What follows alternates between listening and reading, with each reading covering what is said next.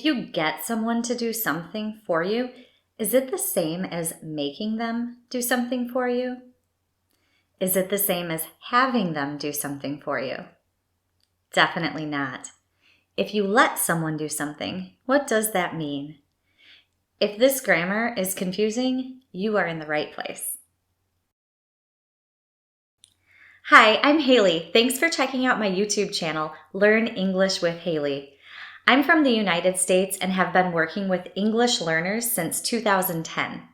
In this video, I am going to teach you a confusing grammar point, causative verbs. I will teach you the difference between make, have, let, and get, and I will also teach you how to use them accurately. Stick around until the end of the video because I'm going to give you a quiz and then you'll be able to test your knowledge. Also, there are timestamps to different parts of the video down in the description box. Let's jump right into this lesson. First, we'll look at the meanings of each of the verbs. The first causative verb we'll look at is make. When I was a child, my parents used to make me clean my room. Parents make their children do many things. They make them brush their teeth, they make them take naps, they make them clean their bedrooms, and they make them go to bed at a certain time at night.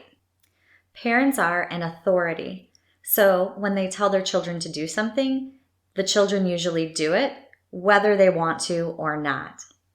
Make implies force, so there's no choice in the matter. So, it's usually people who are in a position of authority telling someone else to do something, and that person has to do it. Who else makes people do things? Well, the government, for example. The government makes me pay income taxes. I have no choice in the matter. Every time I get a paycheck, they take the money from me. They make me pay taxes. I can't refuse. Teachers make their students do things. And bosses make their employees do things also. So it's always a person in authority who makes someone do something. Now let's take a look at the meaning of have used as a causative verb. When I am in the classroom, I have my students put their desks into a circle. Is it hard for me to have them do this? No. I simply say, hey guys, move your chairs into a circle. And they do it.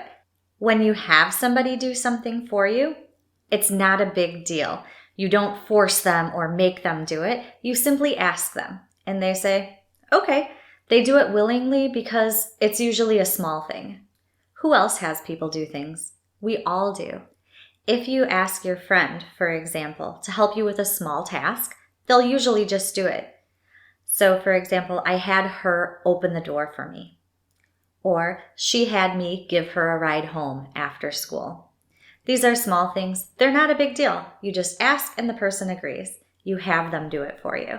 Now let's take a look at the meaning of get as a causative verb.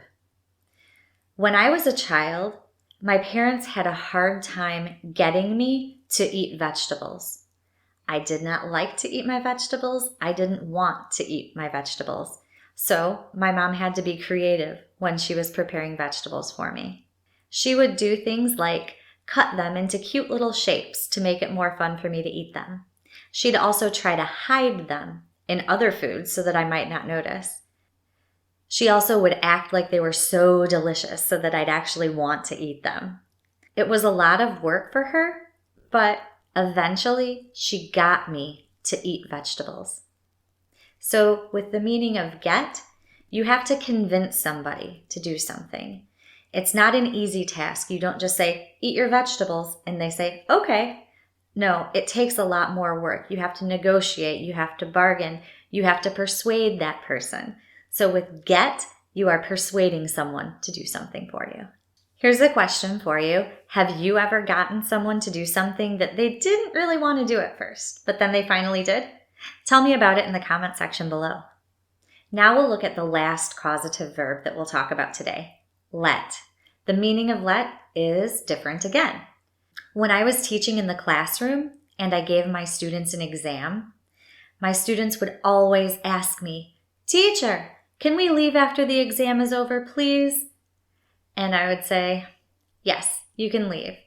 So I let my students leave early. In other words, I gave them permission to leave early. Did they ask me? Yes. Did they want to do it? Yes. And so I agreed, which means I let them leave early. Sometimes my students also would get an important telephone call during class, and they would say, "Oh, teacher, I have a call. Can I take this phone call?" And I would say yes. So if my students had an important call in class, I would let them leave class so that they could answer their call. If you let someone do something, you're giving them permission. You're saying, yeah, it's okay with me, no problem. I will let you do it. I will allow it. Okay, so that covers the meaning of these 4 causative verbs. Now we need to take a look at the grammar part of using these words correctly. So make, have, and let all use the same structure, but get is different. Let's take a look at how they're used now. With make, have, and let, we use do something. So we make someone do something, we have someone do something, or we let someone do something. In a complete sentence, we'll start with the subject and then make, have, or let someone do something. For example, she makes her son brush his teeth before bed. He had his friend bring him a glass of water. They let their children have a friend over for the weekend. With make, have, and let, this is the main verb in the sentence, so we need to change this verb to match the subject and the tense. We can use this grammar in any verb tense: simple present, simple past, present perfect progressive. All tenses can use this. Now we make someone. Here we can name the person, or you can use an object pronoun. So you could say me, you, him, her, it, us, or them. And with the verb we want to use with make, have, or let, we always use the base form of the verb. So make someone do something, make someone eat, have someone go, let someone play, for example. Always the base form of the verb. Get is different. With get, we get someone to do something. In the sentence, again, we'll have the subject and then get someone to do something. For example, my brother got me to help him. The teacher couldn't get the students to be quiet. You should get someone to drive you home. So again, we will change get to match the subject and the verb tense, and we use this in any tense. Again, someone will want to use an object pronoun, or we can specify the person by name.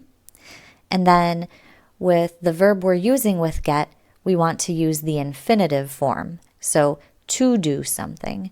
So get him to eat, get him to watch.